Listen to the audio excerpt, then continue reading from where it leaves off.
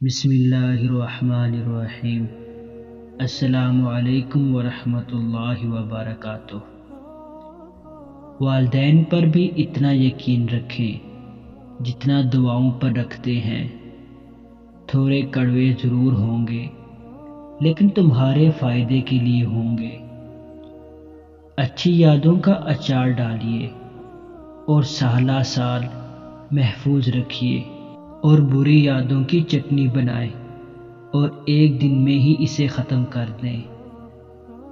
لمبی زبان اور لمبا دھاگا ہمیشہ الجھ جاتے ہیں، اس لیے دھاگا لپیٹ کر زبان سمیٹ کر رکھیں۔ خیال کا پاکیزہ ہونا روح کی پاکیزگی کو ظاہر کرتا ہے۔